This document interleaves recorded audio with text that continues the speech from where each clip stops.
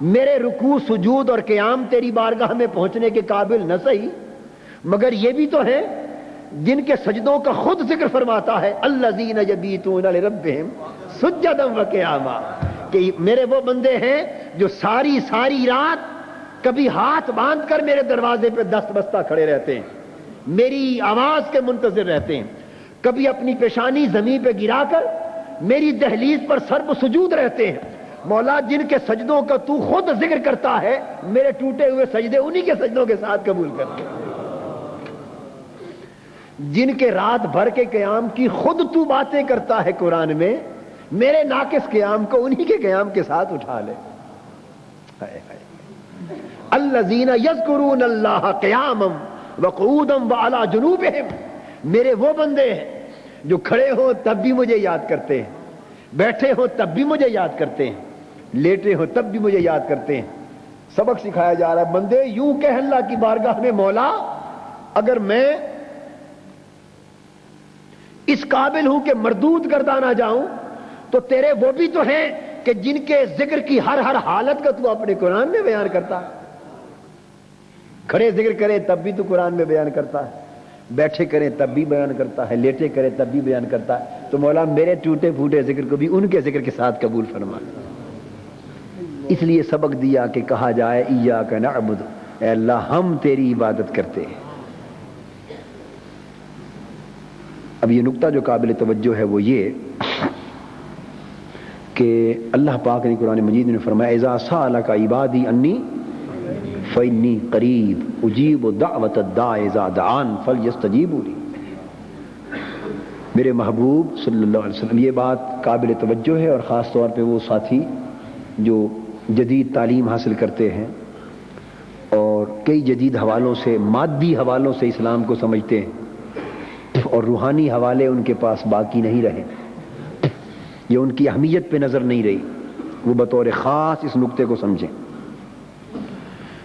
فرمایا میرے محبوب صلی اللہ علیہ وسلم، جب میرے بندے تم سے میری نسبت پوچھیں نہ کہ رب کہاں ہے، جب میرے بندے تم سے میری نسبت پوچھیں، یہاں ایک خاص نقطہ ہے، پیار کی بات ہے، اذا سألک عبادی انی، میرے بندے تجھ سے میری نسبت پوچھیں، تو نقطہ یہ سمجھا دیا کہ جو میری نسبت پوچھتے ہی وہی ہیں جو میرے ہوتے ہیں۔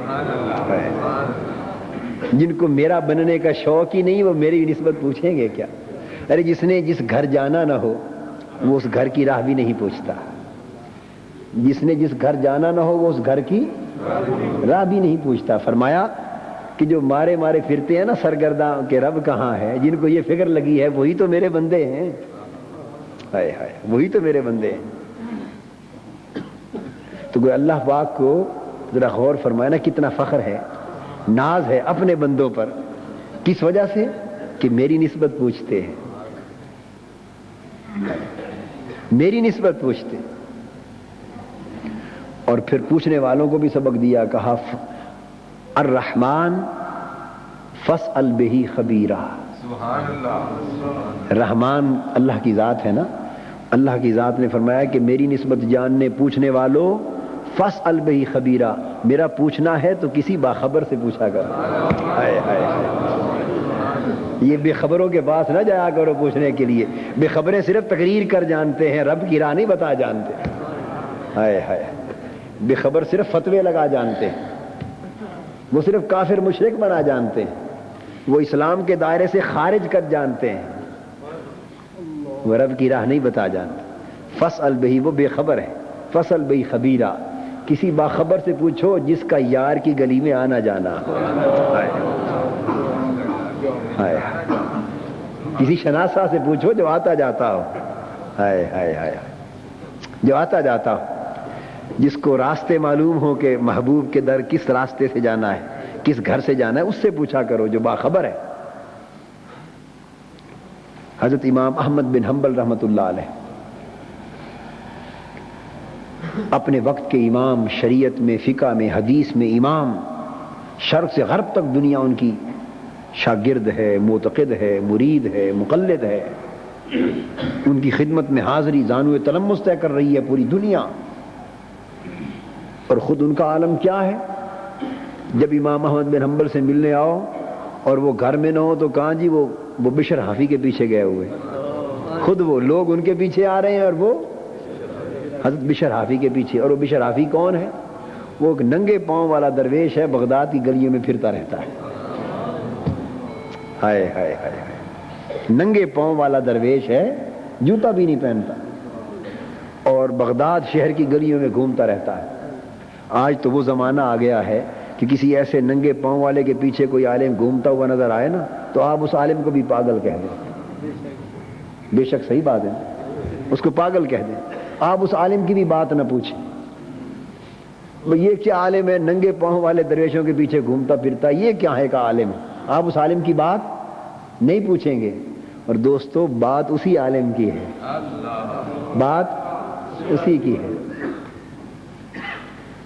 تو وہ حضرت بشر حافی کے پیچھے کسی نے حضرت امام احمد بن حنبل رحمۃ اللہ علیہ سے کہیں رہ نہ سکے، پوچھا حضرت بات سمجھ میں نہیں آتی، اتنے بڑے عالم ہیں شریعت کے، اتنے بڑے عالم ہیں شریعت کے کہ آپ کے پائے کا عالم کوئی نہیں، اور حضرت بشر حافی سے بھی بڑے عالم ہیں مگر آپ ہر وقت ان کے پیچھے پھرتے رہتے ہیں، یہ بات ہماری سمجھ میں نہیں آتی، کیوں پھرتے ہیں؟ فرمانے لگے یا تم لوگ سچ کہتے ہو، بات یہ ہے کہ شریعت کا بے شک میں بڑا عالم ہوں مگر شریعت والے کا وہ بڑا عالم ہے.